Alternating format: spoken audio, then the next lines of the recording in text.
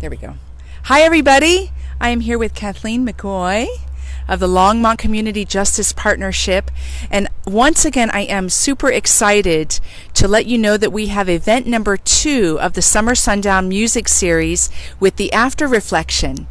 And the person I get to dialogue with this coming Thursday is Kathleen, who has a deep heart for restorative justice.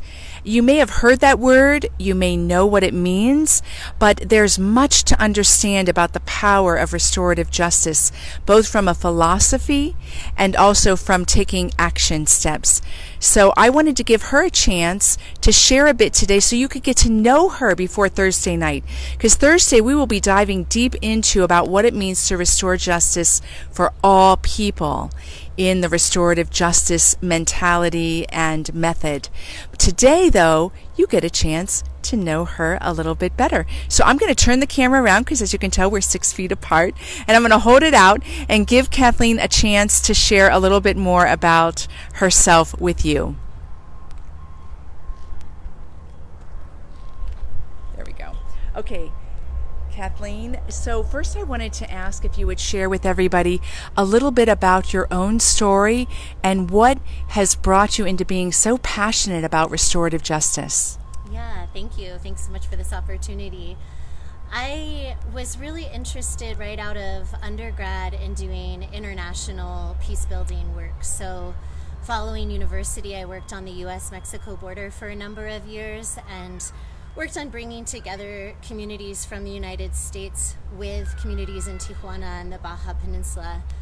And the focus of that program was really about connecting through relationship and learning that we actually have a lot more that connects us than what divides us or keeps us separate. There was also a major social justice component to that work, learning what's going on at the border, what we hear about people immigrating, and what the realities are. So after several years of directing that organization, I realized what I really loved was facilitating that cross-cultural communication with an emphasis on building compassion, empathy, and respect. So I took that experience and went to Europe and got a master's degree in international peace and conflict building. International peace building and conflict transformation. And after finishing that degree, I moved to Colorado, and through a sequence of very serendipitous events, I found LCJP, Longmont Community Justice Partnership, and realized that it was a perfect match for what my passion was, which is conflict transformation work. And just to give you a little bit more background on that, conflict transformation differs from conflict resolution or conflict management in that it sees conflict as something that's not a problem that we're going to solve and that it'll conveniently go away and we can just say, oh, we fixed that problem, now we can get on with our lives. Instead, conflict transformation looks at conflict as something that's very natural in our human experience, and it's always going to be around. And so if we can use certain tools and approaches and certain skills to approach conflict, it can actually serve as a learning opportunity for all the participants involved, where we actually gain in more perspectives, more understanding of ourselves and others, and inherently be transformed by participating and addressing conflict in that way. So when I found restorative justice in Longmont, I thought, wow, here it is in practice in this really unique application, and that's something that I wanted to be a part of. What might be one personal story that you had maybe when you were working on the border or over in Europe that moved you, that might be a story you could share with everyone today? Whew.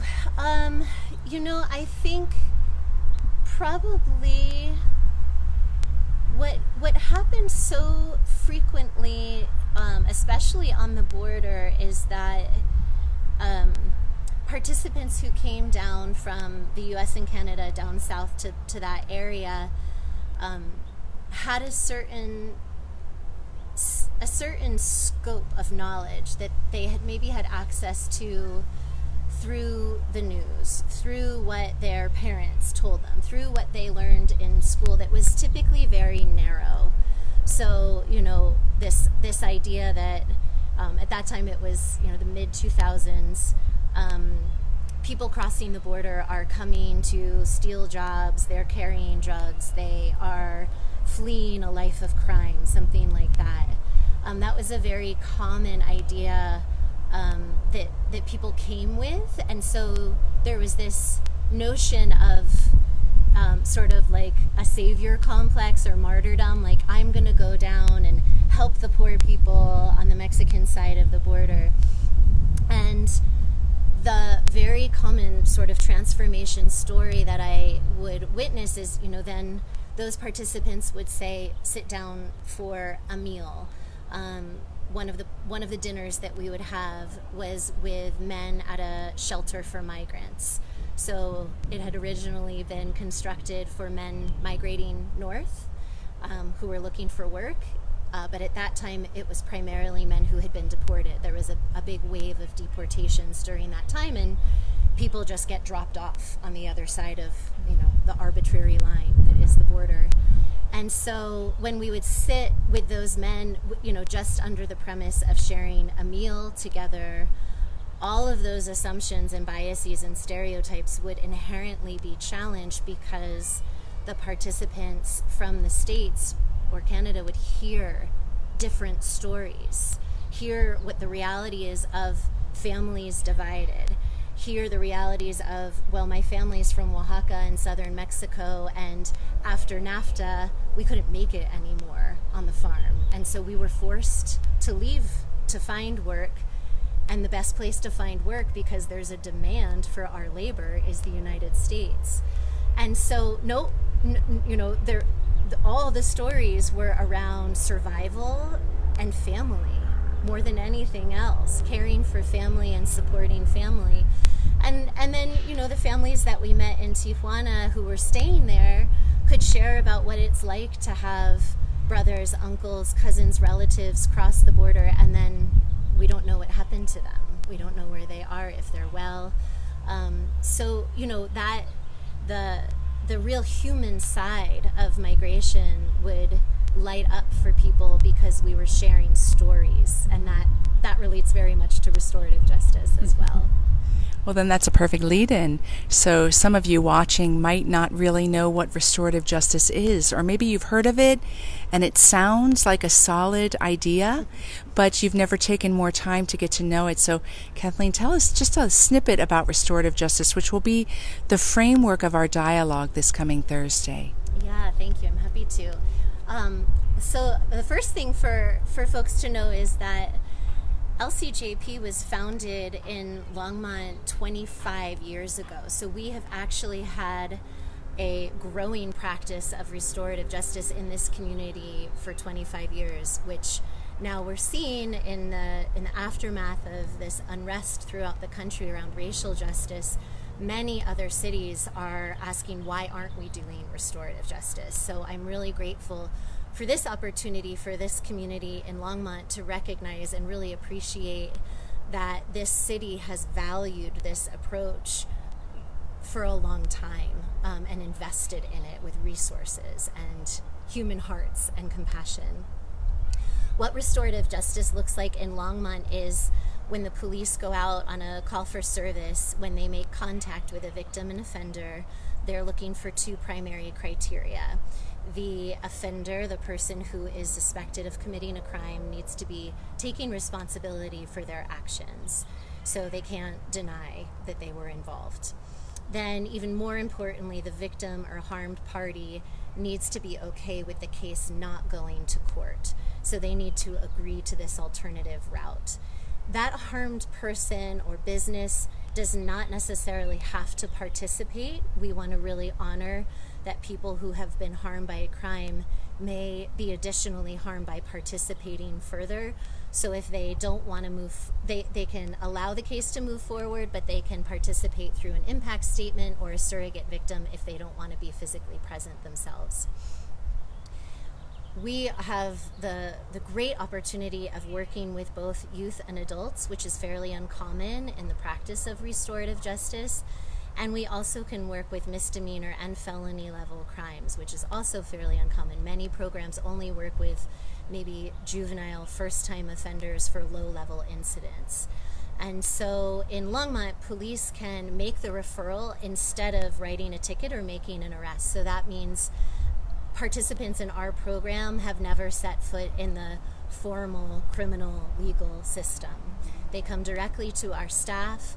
Our staff will call to talk more about what to expect and if these participants are voluntarily willing to participate. And then our staff matches the involved parties, who we call the responsible person and the harm party instead of offender and victim, matches those individuals with 2 trained volunteer facilitators. So if anyone listening is really excited about what they're hearing, there is an opportunity for you to actively participate in this work by becoming a volunteer with LCJP. Those facilitators will meet separately with each offender and victim or responsible and harm party and their support people, and then bring those parties together in what we call a community group conference. That involves the facilitators, the involved parties with their support people, the police officer who referred the case, and then 2 volunteer community members. And that dialogue that takes place in the group conference focuses on what happened, what can you take responsibility for. Everyone speaks to who was affected and how, and then what can be done to make things right. And that question really focuses on, okay, we acknowledge that there's somebody who caused harm to the community and to an individual, and that person doesn't have to be defined by that one act. We don't need to label them, give them a permanent record that follows them for their whole life. We want to focus on who they are holistically. What are their strengths? What can they do to repair harm relationships, to be a reintegrated member of this community? So the outcome of that group dialogue is a contract that usually has 3 to 5 specific actions that the responsible person takes to repair harms. If they complete that contract, they won't have any criminal charge on their record from that incident. And if they don't complete or they reoffend while under contract, then the case is referred back to the criminal legal system and it goes that conventional route. Quick stats are that 90%, between 90 and 95% of our responsible parties complete their contract to repair harm, and 100% of participating victims and harmed individuals report feeling satisfied and that the responsible person was held accountable for their actions. What a powerful, powerful opportunity you've given, because in life we all make mistakes. Yeah.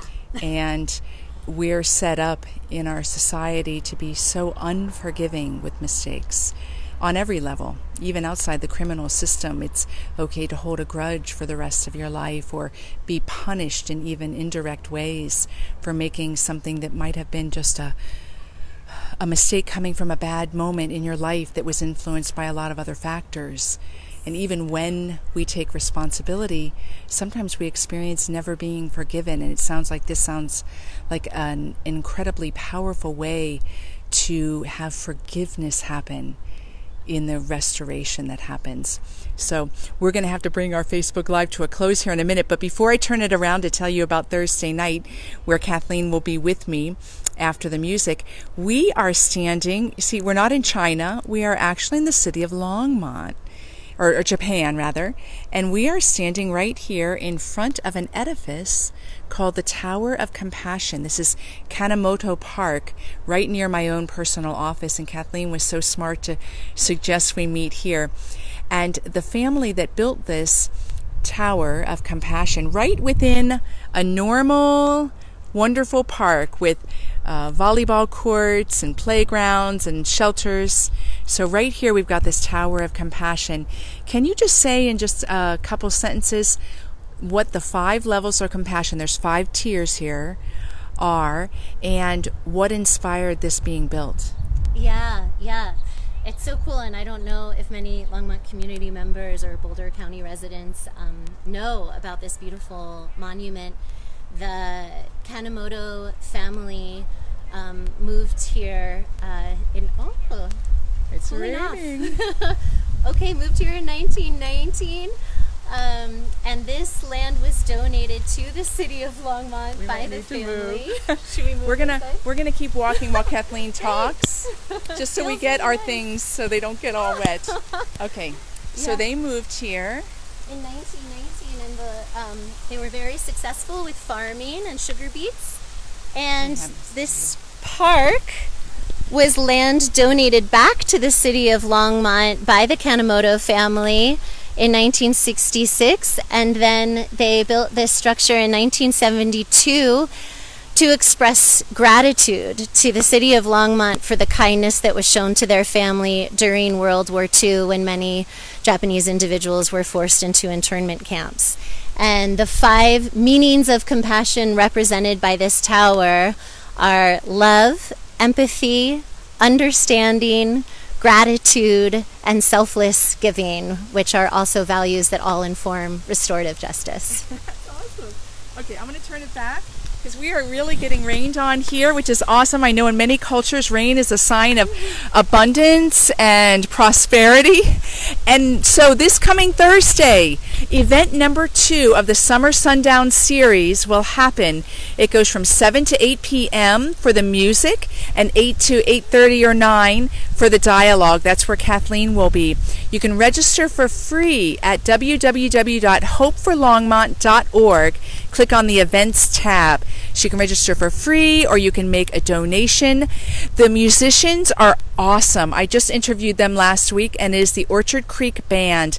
They play a style of Colorado bluegrass that's very sophisticated. It's going to make your heart sing like bluegrass tends to do, and it's also going to be a really enjoyable performance.